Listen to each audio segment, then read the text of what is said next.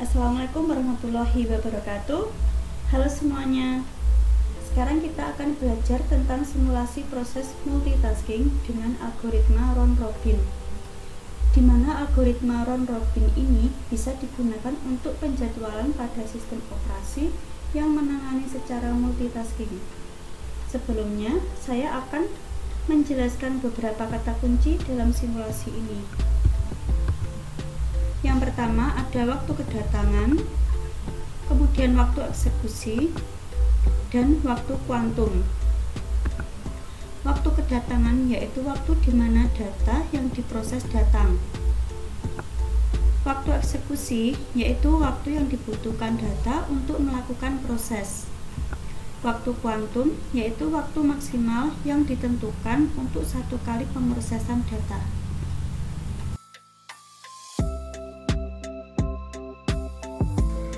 Saya akan mencontohkan simulasi multitasking pada beberapa data. Di sini saya sudah membuat tabel yang berisi proses, yaitu data A, B, C, dan D. Kemudian ada waktu kedatangannya dan waktu eksekusi. Di sini saya juga sudah mencantumkan waktu kuantum, yaitu selama 10 detik. Kita akan membuat diagram simulasi untuk multitasking ini. Di sini kita bisa menuliskan waktu kedatangan data A yaitu di 0 detik. Kita tuliskan 0. Nah, untuk waktu kedatangan saya menggunakan ballpoint warna hijau agar nanti lebih mudah dilihatnya. Nah, kita tuliskan untuk keterangannya di sini. A datang. Kemudian A langsung melakukan proses karena sebelumnya belum ada antrian. Waktu eksekusi A yaitu selama 10 detik. Maka di sini kita bisa menuliskan 10 dan langsung dilakukan proses. Untuk proses saya menggunakan ballpoint warna biru. A diproses selama 10 detik. Di sini kita bisa menuliskan A diproses. Ketika waktu 0 hingga 10 detik, kita lihat ada data yang datang apa tidak. Ternyata ada, yaitu data B. Data B datang di detik ke-5. Maka kita tuliskan detik ke-5.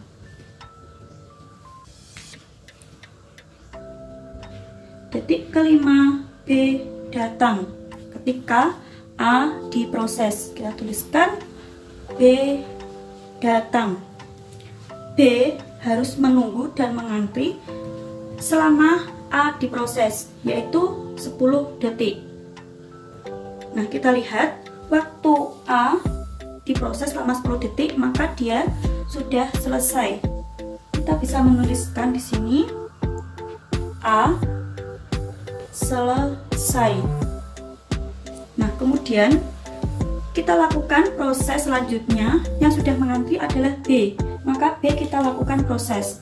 Kita lihat B waktu eksekusinya yaitu 16. Karena waktu kuantumnya 10, maka dilakukan proses pertama selama 10 detik dulu. Di sini kita bisa menuliskan detik ke-20. Kemudian B melakukan proses. Bisa tuliskan di sini B diproses. Nah, B karena sudah diproses selama 10 detik, maka masih 6 detik. Kita lihat lagi. Di detik 10 hingga 20 ada data yang datang apa tidak? Ternyata ada, yaitu data C. Data C datang di detik ke-15. Di sini kita tuliskan C datang. Dia juga harus menunggu hingga detik ke-20. Di sini kita bisa menuliskan C datang. Nah, kita tidak boleh harus melakukan proses kepada B. Kenapa? Karena C sudah datang lebih dulu atau sudah mengantri lebih dulu di detik ke-15.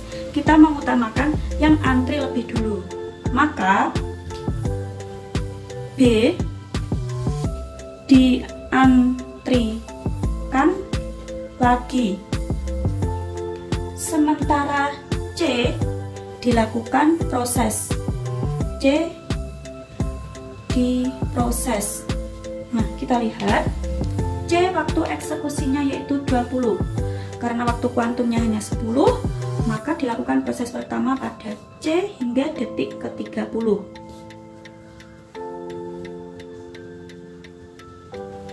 Kita tuliskan di sini C diproses. Lalu kita lihat lagi di detik 20 hingga 30 ada data yang datang tidak? Ternyata ada, yaitu data D. Data D datang di waktu detik ke-25. Kita tuliskan D datang. Dia juga harus menunggu hingga proses C selesai. Maksud saya proses pertama C selesai. Di sini kita tuliskan D datang. Kemudian proses mana yang kita lakukan? Kita lihat dulu. B tadi adalah mengantri di detik 20. Maka kita lakukan proses untuk B. Nah, untuk data C diantrikan lagi. Dan B dilakukan atau diproses. Tadi C sudah melakukan proses selama 10 detik, maka masih 10 detik. Nah, B sudah melakukan 10 detik diproses, sisanya masih 6. Kita bisa mencoretnya langsung. Di sini kita bisa menuliskan 36 karena hanya kurang 6 detik. B kita bisa tuliskan di sini melakukan proses kedua. B. Ketika B melakukan proses, jangan lupa dilihat ada data yang datang apa tidak. Tidak ada. Maka selanjutnya ketika B diproses, kita lihat yang mengantri lebih dulu siapa? C atau D? Ternyata D lebih mengantri dulu, yaitu di detik ke-25. Sementara C mengantri di detik 30. Maka kita lakukan proses pada D. D waktu eksekusinya selama 5 detik. Maka di sini kita bisa menuliskan 41.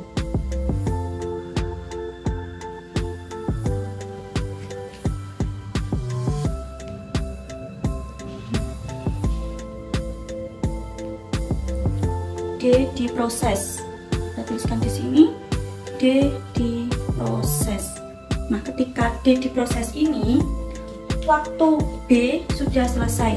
Kita bisa tuliskan B selesai. Kemudian D juga sudah selesai. Kita bisa tuliskan B selesai di titik 41.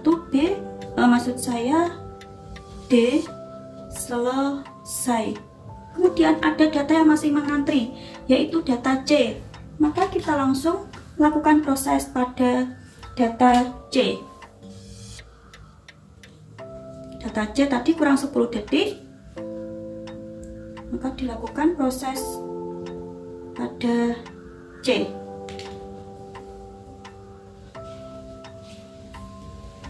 Nah, ketika D selesai, C diproses. Kemudian C sudah selesai hingga detik ke-51, bisa kita tuliskan C selesai. Kita lihat ada data yang masih mengantri apa tidak. A selesai, B selesai, D selesai, dan C selesai. Maka proses ini sudah selesai. Selanjutnya saya akan mencontohkan simulasi untuk simulasi waktu proses.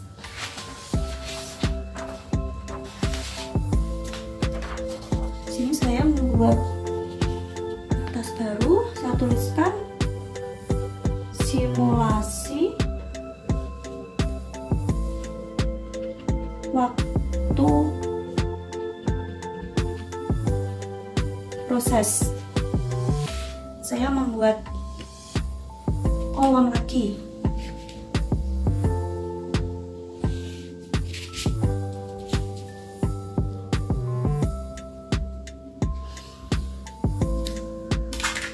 Di kolom pertama ada waktu, kemudian ada antrian.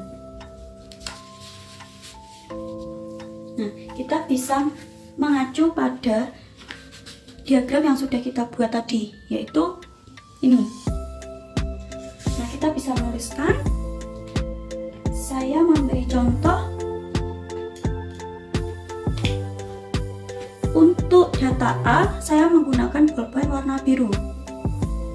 Nah, sebelumnya saya akan mencatat waktu-waktu penting, yaitu ada detik 0, kemudian 5, 10, 15, 20, 25, 30, 36, 41, dan 51. Di sini kita lihat A datang di waktu detik ke 0, maka kita tuliskan A di sini. Dan ini adalah keterangannya. A datang. Kemudian di detik ke 0 ini A juga langsung dilakukan proses hingga detik ke 10. Nah, kita lihat ada detik 5. Detik 5 ini sedang mengerjakan A diproses. Kemudian di waktu A ada B datang. B saya menggunakan bolpen hijau. B di sini ditulis di keterangan B datang. Sudah, cukup 2 saja. Kemudian di waktu ke 10, detik ke 10, di detik ke 10 A sudah selesai. Kita bisa tuliskan di sini A selesai. Nah, kemudian ada B yang sedang diproses. B diproses. Kemudian kita lihat detik ke-15. Ternyata di detik ke-15 B sedang diproses. B diproses. Kemudian ada C datang. C saya menggunakan bolpen warna orange. C datang. Kemudian di detik ke-20, detik ke-20 B dilakukan. B diantrikan lagi. Dan ada C yang sedang melakukan proses. C diproses di detik 20 ini. Nah, kemudian di sini kita juga menuliskan C. Di detik ke-25 kita lihat C sedang diproses. C diproses dan ternyata ada D yang datang. D datang. Nah, tadi di detik ke-25 ini ada B yang juga sedang masih mengantri. B antri. Kemudian di detik ke-30 kita lihat. Detik ke-30 ada C. C yang sedang diantrikan lagi. Dan ada B yang sedang diproses. Dan ada D yang sedang antri. Kemudian di detik ke-36 kita bisa melihat B selesai. B selesai. Kemudian ada D yang sedang diproses. D diproses, dan C yang sedang mengantri. Jadi di sini masih antri. Kemudian di detik 41 kita bisa melihat D sudah selesai. Kemudian ada C, masih ada C. C sedang diproses. C sedang diproses. Kemudian di detik ke-51 ada C yang baru selesai. Nah, inilah contoh simulasi waktu proses. Kemudian saya juga akan mencontohkan simulasi CPU. Tabelnya seperti ini. Di sini kita bisa menuliskan tadi A adalah ballpoint biru, kemudian B ballpoint hijau, C ballpoint orange, dan D ballpoint merah. Di sini kita menuliskan waktu.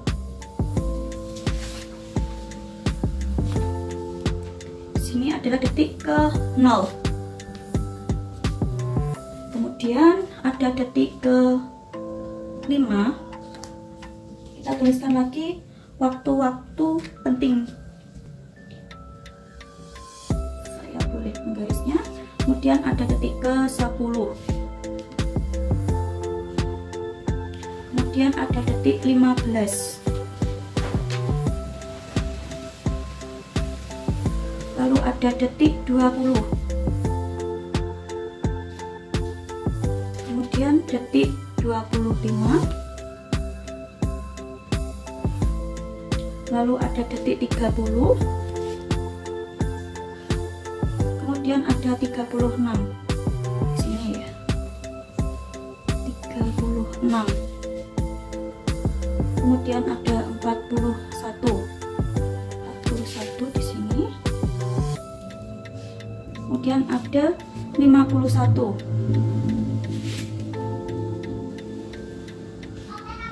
Oke.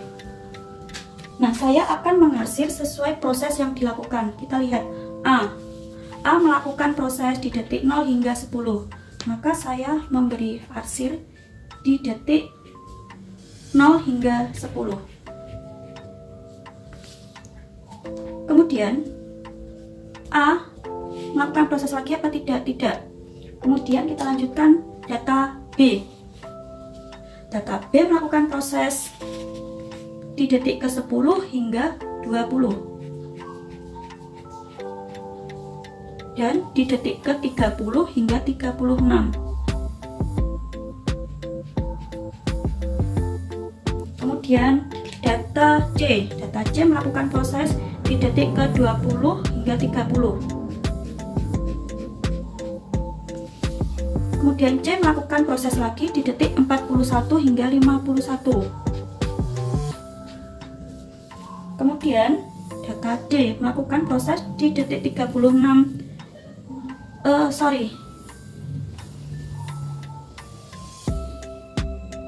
Ini tadi harusnya di sini ya. Ini keliru. Sorry. Saya pakai ini saja. Ini untuk data D. Oke. Ini tadi adalah contoh simulasi multitasking pada beberapa data. Di sini kita bisa melihat data yang terakhir selesai, yaitu data C, yaitu di detik ke-51. Kemudian data yang paling awal datang adalah data A.